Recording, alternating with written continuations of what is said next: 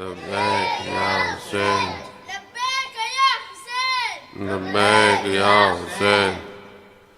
ایک سورہ فاتحہ 3 دفعہ سورہ توحید پڑھ کر تمام مومنین مومنات محرومین تمام محرومین جن کا اس سال ثواب نام لیا گیا ہے استاد شہید شفت جعفر شہید عارف حسینی کے روپ پڑھ کر بخش۔ بسم اللہ الرحمن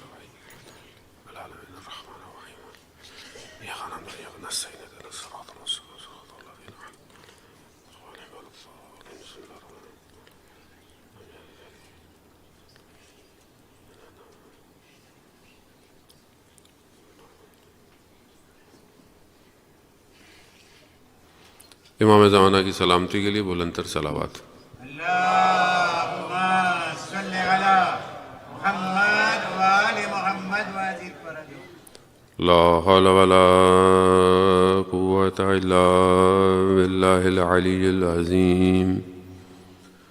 حسبنا اللہ ونعم الوکیل نعم المولا ونعم النصیر۔ اعوذ باللہ من الشیطان الرجیم بسم اللہ الرحمن الرحیم۔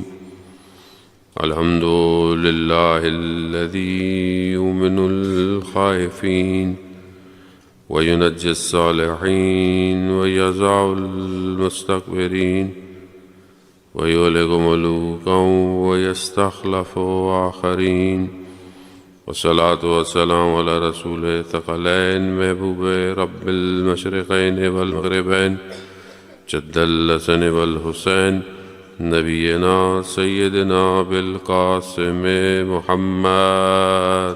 اللہم صلی علی محمد وآل محمد وزد۔ وعلى آلہ الطیبین الطاہرین المعصومین لا سیما بقیت اللہ فی الارضین روحی وارواحنا لتراب مقدم الفدا ولعنت اللہ علی اعدائہم اجمعین۔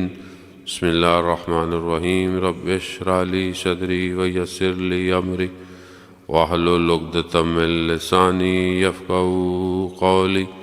اما بعد فقد قال رسول اللہ صلی اللہ علیہ وآلہ وسلم افضل اعمال امتی انتظار الفرج۔ صلوات بھیج دیں محمد والے۔ اللہم صلی علی محمد وآل محمد وزد فرجہ۔ عزیزان محترم، ماہ مبارک رمضان کی 10ویں شب ہے، وفات جناب خدیجہ سلام اللہ علیہ ہے۔ اللہم صلی علی محمد وآل محمد۔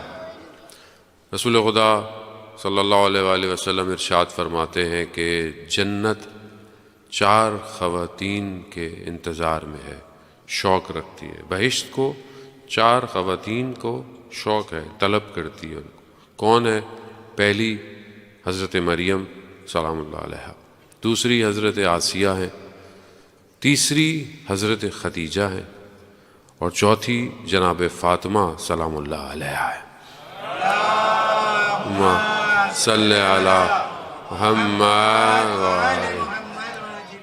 اور ایک اور حدیث میں رسول خدا نے ان 4 خواتین کو یعنی افضل خواتین اور بہترین خواتین قرار دیا ہے۔ عزیزان محترم، آپ جانتے ہیں کہ بہرحال جمعے کا دن ہے، ظہور کا متوقع دن ہے، اور دن گزر رہا ہے اور گزرتا جا رہا ہے، اور امام کا ظہور نہیں ہوا۔ ہر جمعے کو ہمیں یہ سوچنا چاہیے، انتظار بھی کرنا چاہیے کہ امام کیوں نہیں آئے؟ کیا امام کے ظہور میں تو رکاوٹ نہیں ہوں؟ تو انسان دوسروں کی طرف دیکھتا ہے، دوسروں کی طرف انگلی اٹھانا آسان ہے، وہ ایسا کرتا ہے، وہ ایسا کر رہا ہے، وہ ایسا کر رہا ہے، یہ آسان ہے، لیکن اپنی طرف دیکھنا مشکل کام ہے۔ تو چاہیے کہ انسان کم از کم جمعے کے دن اپنی طرف دیکھے کہ کیا میں تو رکاوٹ نہیں ہوں امام کے لیے؟ میرا کوئی عمل، میرا کوئی کام، میری کوئی چیز۔ اگر انسان اپنے آپ کو دیکھے کہ وہ ٹھیک ہے تو سیکنڈ فیز یہ ہے کہ پھر اس کو کچھ کرنا بھی چاہیے امام کے لیے۔ ہاتھ پہ بیٹھے رہے، یہ انتظار جو ہے، انتظار 2 طرح کا ہے۔ ایک انتظار وہ ہے کہ ہم کچھ بھی نہیں کریں، بیٹھے رہیں سب کچھ ہو جائے گا. اور جو ہمارے ذہنوں میں ہوتا ہے کہ امام آئیں گے خود ہی ٹھیک ہو جائے گا، امام آئیں گے سب کچھ صحیح ہو جائے گا، اگر سب اسی چکر میں رہتے تو آج جو مسلمانوں کی سچویشن ہے یہ ایسی نہیں ہوتی. خاص طور پہ شیعان حیدر کرار جو آج دنیا میں شور مچا کے بیٹھے ہوئے ہیں وہ ایسے نہیں تھے کہ ہاتھ پہ رکھ کے بیٹھے ہوئے تھے. آج اگر دنیا کو خوف ہے کسی سے تو وہ صرف انہی سے ہے جو امام کے حقیقی منتظر ہیں.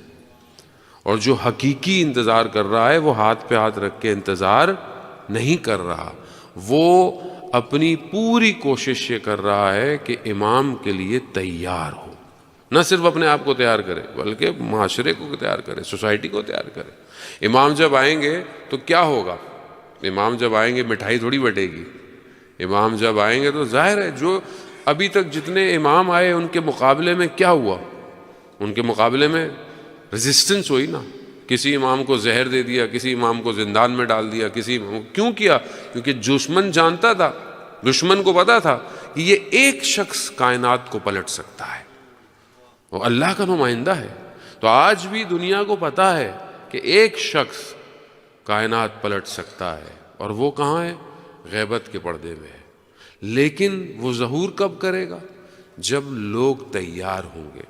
تو ایسا سسٹم کرو کہ لوگ تیار ہی نہ ہوں، لوگوں کو ٹھنڈا رکھو.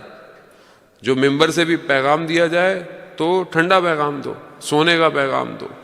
قوم سوتی رہے، قوم بس ثواب کمائے، نماز کرے، روزہ رکھے، عزاداری ہو، ماتم ہو، بیدار نہیں ہو قوم.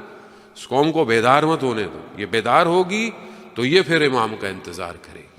اب یہی وجہ ہے کہ آج آپ کے سامنے کئی عرصے سے ہمارا کانٹینٹ، ہمارا ٹیکسٹ، ہماری شاعری، اس میں کتنا حصہ بیداری کا ہے، کتنا حصہ صرف تاریخ ہے، صرف بس یاد کرو، ثواب 6، ثواب ملے 6، ثواب کماؤ. ثواب لے کے کدھر جاؤ گے؟ جب امام کربلا میں بلا رہے ہوں اور لوگ خانہ کعبہ کا طواف کر رہے ہوں تو کیا یہ اس کا طواف قبول ہوگا؟ نہیں ہوگا. اسی لیے سید الشہداء نے کربلا سے نکلتے ہوئے جب احرام توڑا ہے تو کیا کہا ہے کہ جو اپنے خون کی قربانی دے سکتا ہے، جو ترک دنیا کر سکتا ہے، جو اللہ سے ملاقات چاہتا ہے. 3 شرائط بتائیں، 3 کنڈیشن ہے یہ. اگر یہ 3 کنڈیشن ہیں، اپنی قربانی دے سکتے ہو، خدا سے ملنا چاہتے ہو، دنیا چھوڑ سکتے ہو. پھر امام نے کہا فَلْيَرْحَلْ مَعَنَا، پھر ہمارے ساتھ کوچ کرو. اگر یہ نہیں کر سکتے مت آؤ. پھر آج امام زمانہ امام حسین کے فرزند ہیں، غیبت کے پردے میں، جمعے کا دن تھا، دعائے ندبہ پڑھی ہوگی آپ نے انشاءاللہ. اینہ بدم مقتول و کربلا، کہاں ہے جو کربلا کا بدلہ لے گا؟ کہاں ہے؟ کیوں نہیں آ رہا؟ کیونکہ میں تیار نہیں ہوں. دوسروں کو میں کہتا ہوں وہ ایسا کر رہا ہے ویسا کر رہا ہے، یہ بہت آسان ہے جان محترم. وہ آج بھی کربلا ہے، آج بھی معرکہ حق اور باطل کا آپ کے سامنے ہے. صبح شام آپ واٹس ایپ، ٹویٹر اور سب کچھ دیکھ رہے ہیں کہ دنیا میں اس ٹائم کیا، اور حق اور باطل ہے، صاف واضح ہے، صاف. ایک طرف حق ہے، ایک طرف باطل ہے. میں کہاں کھڑا ہوں؟ وہ بات یہی ہے جانو. رسول خدا نے ارشاد فرمایا افضل اعمال امتی، میری امت کا سب سے بہتر افضل عمل انتظار الفرج ہے. فرج کا انتظار کرنا ہے. خوب اگر میں واقعاً حقیقی انتظار کر رہا ہوں تو مجھے اپنے آپ کو بیدار کرنا پڑے گا. جو میں بہرحال کر سکتا ہوں یہاں رہتے ہوئے، کم از کم میں اپنے آپ کو بہتر کر سکتا ہوں، اپنے آپ کو اس قابل کر سکتا ہوں کہ جب امام کی آواز آئے گی تو میرے کان امام کی آواز کو سن سکیں. یہ نہ ہو خدا نہ خواستہ میرا کوئی عمل ایسا ہو کہ جس سے امام کی آواز آئے اور میں لبیک نہ کہہ سکوں. اور یہ بہت ضروری ہے جان محترم. آج جن خاتون کی وفات کا دن ہے، انہوں نے اس مشکل حالات میں کہ جہاں کوئی رسول خدا کو سلام نہیں کرتا تھا، اس حالات میں ایک خاتون ہوتے ہوئے، ایک لیڈی ہوتے ہوئے اپنا سب کچھ رسول پر قربان کر دیا. وقت کے نمائندہ ہے نا، اللہ کا نمائندہ ہے، رسول اللہ کا نمائندہ ہے، اللہ کا پیغام لے کر آئے. آج ہم رسول کو مانتے ہیں، ہمارے لیے بہت آسان ہے. اس وقت کعبہ کے اندر کے جب سب مشرکین جڑے ہوئے تھے، سب جو ہے وہ پتھر پھینکتے تھے، تکلیف دیتے تھے، اذیت کرتے تھے، تمسخر مذاق اڑاتے تھے رسول خدا کا، اس وقت کوئی ایک ایسا ہو کہ جو رسول جسے دیکھیں تو ان کو سکون ملے. خوب یہ بہت بڑا کام تھا، یہ آسان کام نہیں تھا. اس زمانے کے اندر کے جو جہالت کا دور تھا، رسول خدا نے ارشاد فرمایا نا کہ دین اگر قائم ہے تو دو چیزوں کی وجہ سے، ایک علی کی تلوار کی وجہ سے اور ایک خدیجہ کے مال کی وجہ سے. آج دنیا، آج اسلام اسی پر ہے، آج اسلام اسی کی وجہ سے بچا ہوا ہے. عزیزان محترم، وہ اگر آج ہم تلوار نہیں چلا سکتے تو کیا ہمارا مال دین کی بقا کے لیے ہے یا نہیں ہے؟ وہ سوال ہے. عزیزان محترم، انسان بہرحال اپنا آڈیشن اپنا جو ہے وہ خود ہی کرے، اپنے آپ کو دیکھے کہ وہ کہاں کھڑا ہوا ہے. خاتون ہوتے ہوئے اپنا کردار ادا کرنا اس زمانے میں عزیزان محترم وہ آسان نہیں تھا، بہت بڑا کام. بزنس، تجارت کرنا، وہ ساری چیزوں کو انجام دینا اور پھر اپنے پورے مال کو اسلام کی راہ میں خرچ کر دینا، یہ آسان نہیں. رسول خدا جو ہے وہ غار حرا میں جا رہے ہیں. رسول خدا فرماتے ہیں حضرت خدیجہ سے کہ آپ یہ مت سمجھیں کہ میں کسی وجہ سے جا رہا ہوں، خدا کا امر ہے جس کی وجہ سے مجھے جانا پڑتا ہے. آج بھی غار حرا پہ اب تو سیڑھیاں بن گئی ہیں، آپ جانتے ہیں، سیڑھیوں کے ذریعے، سٹیپ کے ذریعے سے خدا ہم سب کو حج اور عمرہ کی توفیق عطا فرمائے. آپ جاتے ہیں اوپر، لیکن اس زمانے ابھی بھی مشکل ہوتا ہے، سیڑھی پہ بھی جاتے ہیں تو آسان نہیں ہے، لیکن اس زمانے میں کوئی سیڑھیاں نہیں تھیں، اندھیرا ہے، مکہ ہے، پھر بھی وہ خاتون رات کو رسول خدا کے لیے خوراک لے کے جا رہی ہے. وہ یہ ساری چیزیں اگر آپ دیکھیں تو آپ سیکریفائس دیکھیں، خاتون کا کردار دیکھیں. ایک خاتون دین کے لیے کیا کر سکتی. اور آج ہم اپنی خواتین کو دیکھیں، کیا واقعی آج ہم اپنی خواتین، سب سے پہلے انسان اپنے آپ کو دیکھے. اعتراض کرنا آسان ہے، لیکن آپ یہ دیکھیں کیا میں اپنی بیٹی کی صحیح تربیت کر رہا ہوں؟ کیا میں نے اپنی بیٹی کو اس قابل بنایا ہے کہ وہ دین کی بقا کے لیے کچھ کرے، سوسائٹی کو بچانے کے لیے کچھ کرے، یا میں صرف اس کو میٹریلسٹک چیزیں دے رہا ہوں، پڑھائی اچھی کرو، فلانی اچھی لو، یہ سب اچھا کرو، لیکن اخلاق، کردار اس کو دے رہا ہوں کہ نہیں دے رہا؟ ایک ایسا کردار ہونا، اگر ایک خاتون اچھی ہو جائے تو وہ ایک اچھی بیٹی ہوتی ہے، پھر وہ ایک اچھی بیوی بنتی ہے، پھر وہ ایک اچھی ماں بنتی ہے. خوبی یہ کردار سوسائٹی کو بچاتا ہے.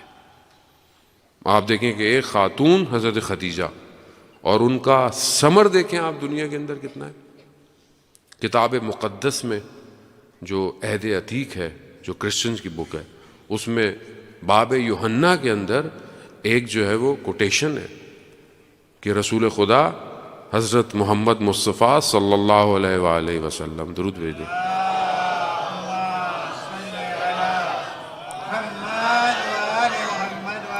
رسول خدا نے حضرت خدیجہ کو تشبیہ دی ہے، یعنی مثال کے ذریعے کہ حضرت خدیجہ کی مثال ایک نہر سے ہے. نہر جو پانی کی جس میں جاری ہو رہی ہوتی ہے، نہر سے ہے، اور اس نہر کا پانی آب حیات ہے، اور اس نہر کے کنارے پر درخت ہیں جنہوں نے حیا کی طرح کور کیا ہوا ہے، اور اس درخت کے 12 میوے یعنی 12 فروٹس ہیں، اور اس کے جو پتے ہیں، اس درخت کے برگ، وہ امت کی شفاعت کے لیے ہے. وہ یہ رسول خدا مثال دے رہے ہیں. خوب آب حیات یعنی خود حضرت خدیجہ کی زندگی آب حیات ہے. حضرت خدیجہ کا اگر مال نہ ہوتا تو آج اسلام کے پاس کیا تھا؟ کچھ بھی نہیں تھا. اسلام کو ضرورت تھی اس ٹائم، اپنا پورا سب کچھ جو ہے وہ دے دیا، حیات دی، زندگی دی اسلام کو. اور خود یعنی خود رسول خدا، اور بھی خود رسول خود فرماتے انا شجرت، میں شجر ہوں، اور فاطمہ جو ہے وہ اس کا اصل ہے، علی اس کا جو ہے وہ ریشہ یعنی اس کی جو جڑیں ہوتی ہیں، اور حسن اور حسین اس کے جو ہیں وہ پھل ہیں. یہ خود حضرت خدیجہ کی اولاد میں سے سب کچھ رسول خدا نے اپنے آپ کو درخت کی تشبیہ دی ہے. اور یہ 12 امام آپ دیکھیں کہ حضرت علی علیہ السلام بھی چھوٹے تھے جب حضرت خدیجہ کے گھر میں پلے بڑے ہیں، اور پھر خود جناب سیدہ انہی کی اولاد ہے، اور پھر 11 امام انہی کی اولاد میں سے ہو رہے ہیں. اور ان کے پتے یعنی جو ان کی نسل ہوگی، علماء ہوں گے، بزرگ ہوں گے، اولیاء خدا ہوں گے، یہ سب امت کی شفاعت کا باعث بنیں گے. خوب ایک خاتون اپنے وجود سے کتنی بابرکت ہو سکتی ہے اگر انسان واقعاً چاہے تو. آج ہمیں درس لینے کی ضرورت ہے عزیزان محترم کہ انسان اپنی زندگی کو دیکھے. یقیناً آج ہماری خواتین یہاں پہ بھی آپ کی کمیونٹی میں اسٹرگل کرتی ہیں، محنت کرتی ہیں، مسجد ہے، مدرسہ ہے، اور بہت ساری چیزیں یقیناً ظاہر ہے خواتین اپنا کردار ادا کرتی ہیں. اس میں کمال ان کے والدین کا ہے کہ جنہوں نے ان کی تربیت کی ہے. جو آج بزرگ یہاں پر موجود ہیں جن کو کئی سال ہو گئے ہیں، جنہوں نے اس وقت عزاداری تھی بھی نہیں، عزاداری کو قائم کیا، سب کچھ قائم کیا، اپنی نسل کی تربیت کی. اور یہ آج جو آپ کے سامنے 4-5 صفیں جو بیٹھی ہوئی ہیں، یہ آپ کا ثمر ہے، یہ آپ کا پھل ہے، یہی رزلٹ دے گا. یہ جوان جو بیٹھے ہوئے ہیں یہ نتیجہ دیں گے. لیکن ہمیں آگے خطرہ نظر آتا ہے، آگے جو سوسائٹی ہے اس میں مشکلات ہیں. اس کی وجہ external pressure, external culture, social media اور بہت ساری چیزیں ہیں کہ انسان کے لیے جب دین ہلکا ہو جائے تو پھر انسان حلال و حرام کی توجہ نہیں کرتا. آج واقعاً مشکلات ہیں. آج آپ سوسائٹی کے اندر دیکھیں کہ میاں بیوی کے مسائل ہیں، انسان کا جو رشتہ ہے وہ بالکل پلاسٹک کی طرح ہو گیا. ایک آپ پلیٹ کھانا کھاتے ہیں، 1 ٹائم یوز ہے، آپ باہر اس کو پھینک دیتے ہیں. آج رشتے ویسے ہوتے جا رہے ہیں. اس کی وجہ ہے کہ ہماری اٹیچمنٹ دنیا سے زیادہ ہوگی. ہم آخرت کو نہیں سوچ رہے. ہم ذرا سی کو بات ہو جاتی ہے اسی دنیا کے معاملوں میں نہیں دیکھتے. ہم نے آخرت میں خدا کو جواب دینا ہے، ہم نے خدا کی بارگاہ میں کھڑا ہونا ہے. ساری چیزیں دنیا تو نہیں ہوتی ہیں. خوب مشکلات ہوں گی، رشتوں میں سٹرگل ہوں گی. حضرت خدیجہ نے کتنی مشکلات دیکھی، کتنا لوگوں نے ان کو غلط الفاظ سے پکارا، کتنا لوگوں نے ان کے بارے میں کیا کہا، مگر وہ بہرحال بہترین خاتون. کتنی سختیاں شیب ابی طالب میں برداشت کی. اتنا سب کچھ ہوتے ہوئے بھوک اور پیاس اور اپنے آپ کو کس تشنگی کے ساتھ اور گرسنگی بھوک کے ساتھ رکھا، مگر کوئی شکوہ نہیں کیا. آج ہماری بیٹیاں ذرا سی زندگی میں مشکلات ہوتی ہیں، فوراً مشکلات، زندگی ختم کر دو. خوب یہ زندگی نہیں ہے. زندگی صرف تھوڑی دیر کا ریلیشن شپ نہیں ہے.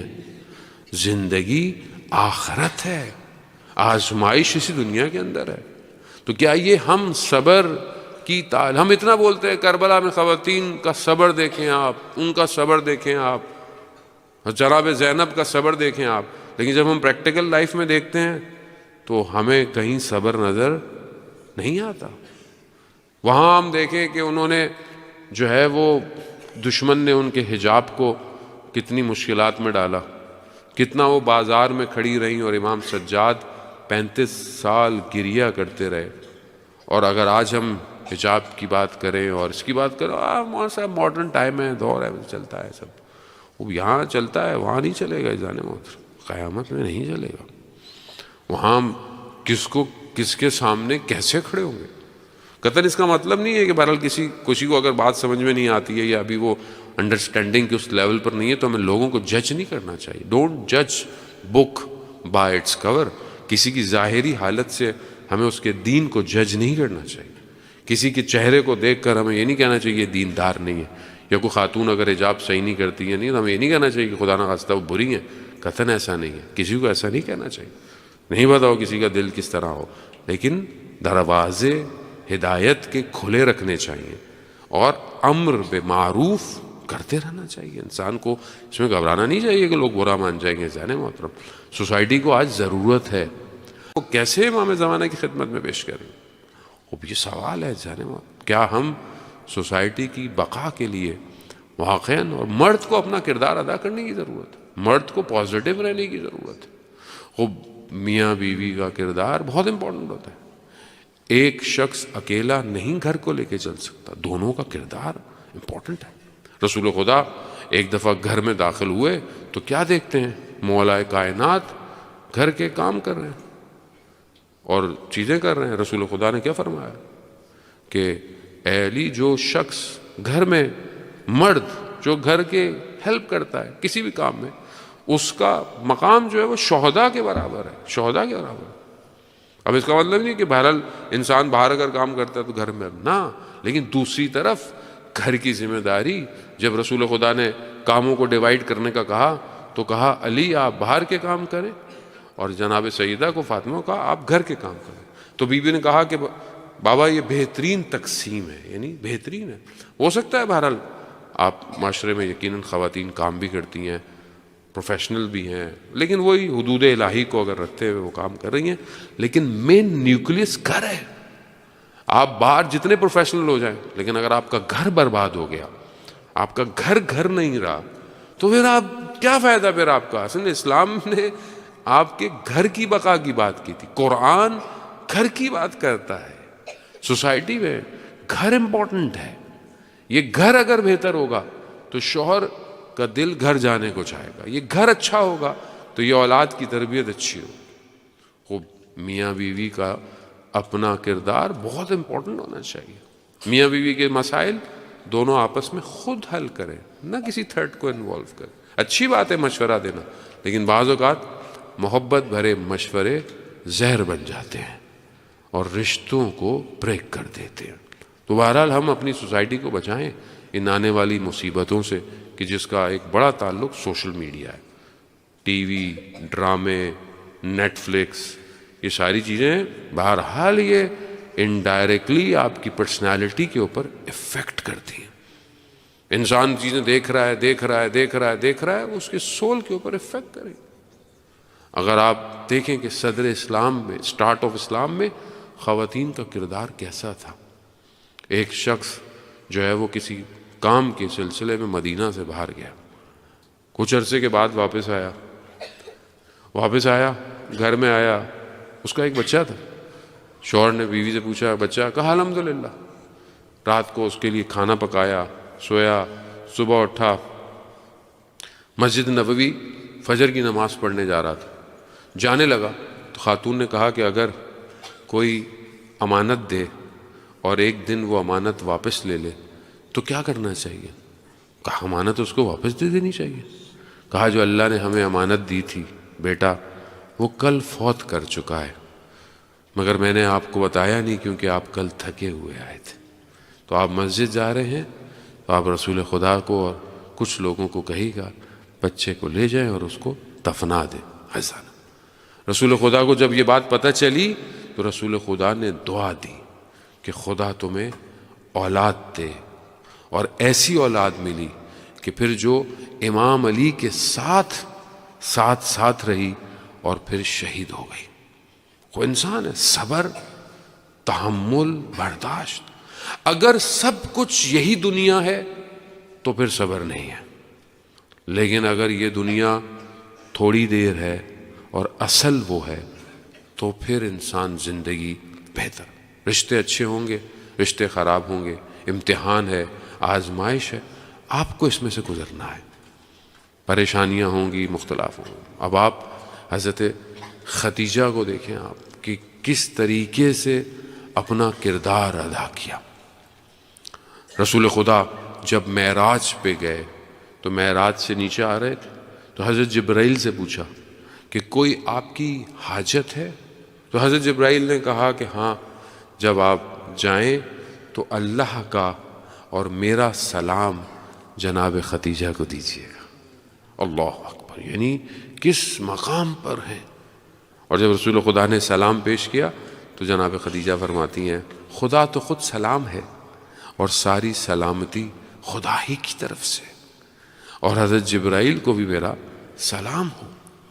یعنی خود حدیث میں آتا ہے کہ پروردگار دن میں کئی مقام پر اپنے فرشتوں کے اوپر حضرت خدیجہ کے لیے افتخار کر رہے ہیں۔ وہ آپ مقام دیکھیں حضرت خدیجہ سلام اللہ علیہا کا کتنا بڑا مقام ہے۔ اسی لیے آپ دیکھیں کہ رسول خدا نے ان کے وفات کے بعد اور حضرت ابو طالب کی وفات کے بعد پورے ایک سال کو سال حزن منایا، غم کا سال منایا. وہ شخصیت ایسی تھیں دونوں کہ جب دنیا سے گئیں تو اس کے بعد رسول خدا ظاہر ہے اس وقت جب کوئی رسول خدا کو سپورٹ کرنے والا نہیں تھا تو یہی شخصیتیں تھیں ظالم. آج ہم اپنی زندگی کی طرف توجہ کریں کہ واقعاً آج ہم اللہ کی طرف بڑھنے کے لیے کیا کردار کر رہے ہیں. ظالم محترم، بہرحال حالات آپ کے سامنے ہیں. انسان جب تک اپنے آپ کو اپنے امام کی طرف نہیں جوڑے گا، اٹیچ نہیں کرے گا، انسان کامیاب نہیں ہو سکتا. الا بذکر اللہ تطمئن القلوب، آگاہ ہو جاؤ کہ اللہ کا ذکر دلوں کو اطمینان دیتا ہے. جب یہ حدیث کی تفسیر پوچھی امام جعفر صادق علیہ السلام سے، درود بھیج اللہم صلی علی محمد، جب ان سے پوچھی تو امام فرماتے ہیں کہ کہا کہ مولا یہ کون سا ذکر ہے جو دلوں کو اطمینان دیتا ہے، کون سا ذکر؟ تو امام فرماتے ہیں نحنو ذکر اللہ، ہم اللہ کا ذکر ہے. یعنی امام جو ہے وہ اللہ کا ذکر ہے. تو کیا آج واقعاً ہماری زندگی میں یہ ذکر ہے؟ آج ہماری زندگی میں انگزائٹی، ڈپریشن، پریشانیاں، ذرا سا کچھ ہو جائے تو ہمیں لگتا ہے کسی نے جادو کر دیا ہے، کچھ ہو جائے تو ہمیں لگتا ہے جن آ گیا ہے. اور جانے محترم سب سائیکولوجیکل ہے. پاؤں آپ کا چلتے ہوئے سیڑھی سے مڑ جائے انسان کو لگتا ہے کسی نے جادو کر دیا. اب نیگیٹو سوچ ہے معاشرے کے اندر، وہ ویسا نہیں ہے. کیوں کوئی فارغ بیٹھا ہوا ہے آپ کے لیے بیٹھا ہوا جادو کرے گا؟ آپ نیگیٹو خوب انسان ہر چیز کو اسی سوسائٹی میں دیکھ رہا ہے. خوب انسان خدا کی طرف متوجہ رہے، اللہ کی طرف متوجہ رہے، خدا کی طرف متوجہ رہے. اپنے آپ کو تو دیکھے وہ صحیح کر رہا ہے کہ نہیں کر رہا، کیا وہ واقعاً ذکر کی حالت میں ہے؟ دو کنڈیشن ہے، یا غافل ہے یا ذاکر ہے. آپ گاڑی چلا رہے ہوتے ہیں، اب ذرا سا آپ موبائل پہ دھیان دیں، آپ کا ایکسیڈنٹ ہو سکتا ہے، آپ چلان ہو سکتا ہے، آپ کو کیمرہ آپ کو لائٹ دے سکتا ہے، کچھ بھی ہو سکتا ہے. لیکن اگر آپ اٹینٹیو رہیں تو آپ بالکل صحیح گاڑی چلاتے ہیں. زندگی بھی ایسی ہے، جہاں ذکر ہٹا وہاں غفلت آئی، اور جہاں غفلت آئی وہاں گناہ ہو جائے گا. مگر انسان کو نہیں پتا خدا دیکھ رہا ہے. جانتا ہے انسان خدا دیکھ رہا ہے، پھر کیوں گناہ کرتا ہے؟ غافل ہو جاتا ہے. ذرا سی غفلت انسان کو جہنم کی طرف ڈال دیتی ہے. اور یہ مت سوچیں کہ انسان بولے کہ اب میں تو بوڑھا ہو گیا. آیت اللہ قاضی طباطبائی رضوان اللہ تعالی علیہ کتنے بڑے عارف تھے، توحید کا پہاڑ تھا، بزرگ. دیکھا ابلیس کو، دیکھا گلی کے اندر نظر آ گیا شیطان، وہ عارف تھے، پہچان گئے کہ ابلیس ہے، شیطان ہے. کہا کہ اب تم کیا کر رہے ہو؟ میں بوڑھا ہو گیا ہوں. کہا ابھی بھی اگر غلطی کی تو میں پہاڑ کے نیچے پھینک دوں گا. نو بڈی سیف، کوئی سیف نہیں ہے. حدیث بھی ہے کہ اگر انسان کو یقین ہو کہ شیطان مر چکا ہے، اگر اس کو اگر یہ یقین نہیں ہے تو پھر وہ یہ کبھی نہ سمجھے کہ شیطان اسے چھوڑ دے گا. نہیں چھوڑے گا. جب تک وہ زندہ ہے وہ کسی کو نہیں چھوڑتا، انسان کو ہوتا ہے. تو انسان بہرحال اس غفلت سے باہر آئے اور حالت ذکر میں رہے. جانے محترم ماہ مبارک رمضان ہے، بیسٹ اپرچونٹی ہے. انسان اللہ کی بارگاہ میں اپنے آپ کو پیش کرے، سرنڈر کرے، اپنے آپ کو جھکائے، اس کے آگے اپنے آپ کو کھولے. پروردگار تو جانتا ہے میں کتنا کمزور ہوں، تو جانتا ہے میں کہاں گرتا ہوں، میری کیا ویکنس ہے، تو جانتا ہے. اگر تو اس میری مدد نہیں کرے گا تو کون کرے گا؟ کس کی بارگاہ میں جاؤں؟ تیرے غیر کی بارگاہ میں تو ذلت ہے پروردگار، تیری بارگاہ میں ہی تو عزت ہے. اور اتنا جو تو نے پردے ڈالے ہوئے ہیں، خوب تو ابو حمزہ کے جملے ہیں، ذہن میں فراز ہے. امام خدا کی بارگاہ میں فرماتے ہیں پروردگار جس طرح تو نے اس دنیا میں میرے عیبوں پہ پردہ ڈالا ہے، مجھے آخرت میں تیرے پردے کی ضرورت ہے. دعائیں مانا جاتے شبانیہ میں بھی ہیں ایسا فراز، اور دعا خوب انسان اللہ کی بارگاہ میں پیش ہو، سرنڈر کرے انسان، اپنے امام کو یاد کرے۔ عزیزان محترم، ہم اپنے امام کو کتنا یاد کرتے ہیں، ہم اپنے امام کے لیے کتنا پریشان ہوتے ہیں۔ کبھی ہم نے انشاءاللہ کہ خدا ہمیں کربلا کی بھی زیارت نصیب فرمائے، مسجد کوفہ، مسجد سہلا نصیب فرمائے، لیکن کیا ہم نے وہاں جا کر کبھی امام کو ڈھونڈا؟ کبھی وہاں جا کر ہم نے امام کو پکارا؟ وہ تو وہ جگہ ہے نا جہاں برحال ہے کہ یوز ٹو ہے کہ امام وہاں زیادہ آتے، ویسے تو امام ہر جگہ ہیں، آپ یہاں بھی امام کو پکاریں گے امام آپ کے پاس آئیں گے، مطلب ایسا نہیں ہے، امام ہر جگہ ہے۔ حدیث میں ہے کہ جب امام آئیں گے تو ہم کہیں گے کہ ہم نے ان کو دیکھا تھا۔ ہے امام کی حدیث کے امام ہمارے ہر گلی میں، ہر کوچوں میں، ہمارے گھروں میں امام اپنے قدم رکھتے ہیں، لیکن کون ہے جو یوسف زہرا کو یاد کرتا ہے؟ کون ہے جو یوسف زہرا کو پکارتا ہے؟ خود امام اکیلا ہے، امام تنہا ہے اس معاملے میں۔ بہرحال امام کو یاد کریں۔ آج دنیا امام کے وجود کی تشنا ہے، آج دنیا کو امام چاہیے، آج وہ چاہیے جو علی کا فرزند ہو، جو عدالت کو قائم کرے۔ ہم نہیں کر سکتے، ہمارے اختیار میں نہیں ہے، ہماری اتنی طاقت نہیں ہے، لیکن ہم امام کو بنی اسرائیل نے گریے کیے تو اللہ نے حضرت موسیٰ کو بھیجا ہے۔ اگر آج ہم بھی مناجات کریں، ماہ رمضان کے دن ہے، شب قدروں میں واقعاً گریا کریں، اپنے لیے مت مانگیں، کیا کتنا مانگیں گے اپنے لیے، کیا مانگیں گے اپنے لیے، صرف امام کو مانگیں۔ وہی ہے جو جناب سیدہ کے دل کی ٹھنڈک ہے، وہی ہے کہ جب در و دیوار میں جناب سیدہ آئیں تو آیت اللہ امینی کہتے ہیں کہ بی بی کے زبان مبارک سے نکلا یا مہدی، وہی ہے کہ جو آ کر ان سب مشکلات کو حل کرے گا۔ بہرحال رسول خدا کے لیے بہت سخت تھا جناب خدیجہ کا دنیا سے جانا۔ جناب خدیجہ اپنے بستر پر ہیں اور آخری ایام ہیں، تو انہوں نے رسول خدا کی بارگاہ میں کچھ وصیتیں کی۔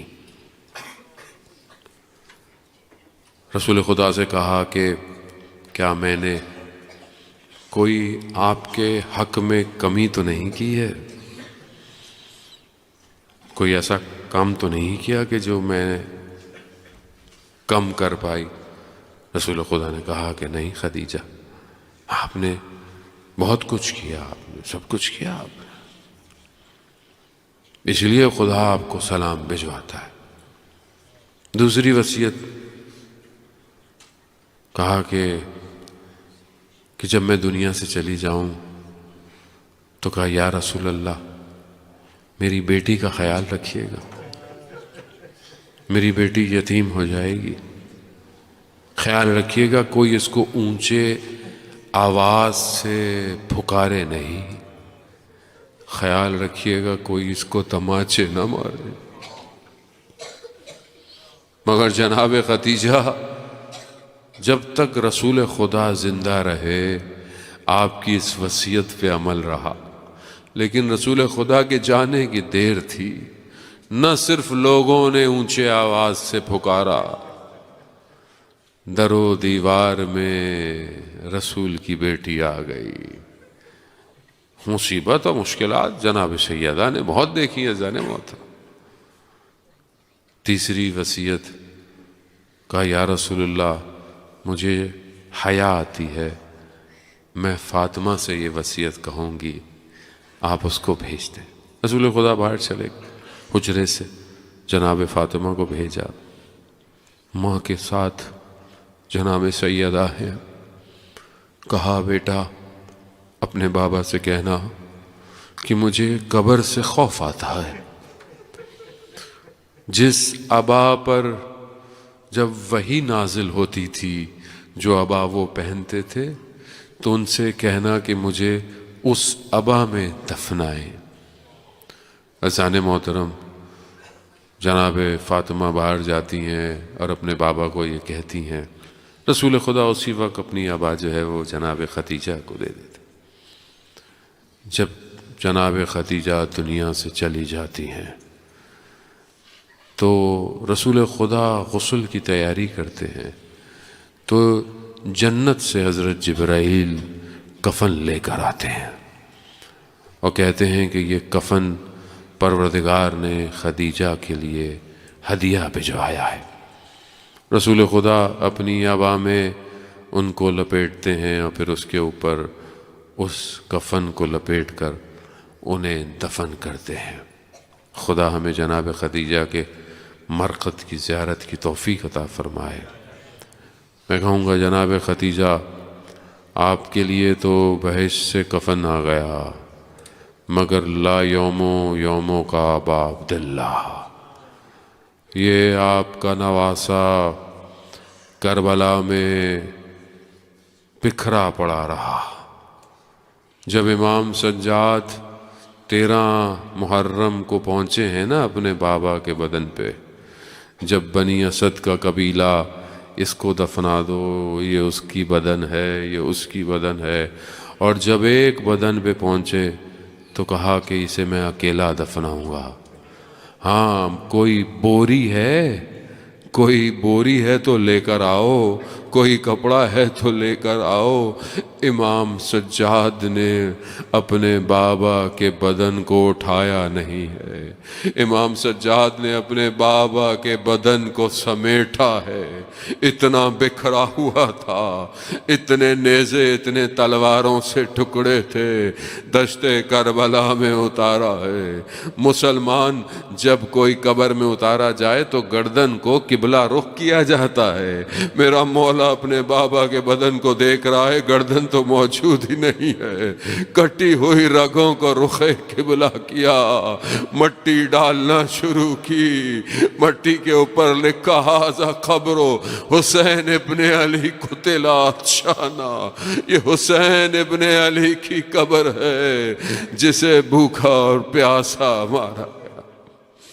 الا لعنت اللہ علی القوم الظالمین وسیعلم الذین ظلموا ای منقلب ینقلبون۔ پروردگار تجھے واسطہ محمد و آل محمد کا امام زمانہ کے ظہور میں تعجیل عطا فرما، ہمیں ان کے ناصروں ان کے مددگاروں میں شمار فرما، حاضرین مجلس کی تمام جائز خواہشات کو پورا فرما، امت مسلمہ کو وحدت کے ساتھ کامیابی عطا فرما، امت کو وحدت کے ساتھ مسلمانوں کے تمام مسائل کو حل کرنے کی توفیق عطا فرما۔ دشمنان اگر ہدایت کے قابل ہیں انہیں ہدایت عطا فرما، ہدایت کے قابل نہیں انہیں کیفر کردار تک پہنچا۔ شیعان حیدر کرار جہاں بھی ہیں، مجلس، ماتم، جلوس، عزاداری، پروردگار ان سب کی حفاظت فرما۔ پروردگار ہمیں اپنی زندگی میں حج، عمرہ اور زیارات کی توفیق عطا فرما، بے اولادوں کو اولاد صالح عطا فرما۔ بیمار جو لوگ ہیں، کینسر کے مریض ہیں، بہت سارے لوگوں نے، جوان میں نے پہلے بھی عرض کیا کہ وہ ICU میں ہے، ابھی اسے ہوش نہیں آیا۔ پروردگار جناب خدیجہ کی ایثار کے صدقے میں تمام مریضوں کو اور خاص طور پر اس جوان کو شفاء کاملہ اور عاجلہ عطا فرما۔ پروردگار ہم خطا کار ہیں، اس ماہ رمضان میں مغفرت کا عشرہ شروع ہو گیا ہے، پروردگار ہمیں مغفرت کی توفیق عطا فرما۔ پروردگار امام کے قلب کو ہمارے اعمال سے راضی فرما۔ اللہم ارزقنا زیارت الحسین فی الدنیا و شفاعتہ فی الآخرہ۔ صلوات پہ محمد و آل محمد۔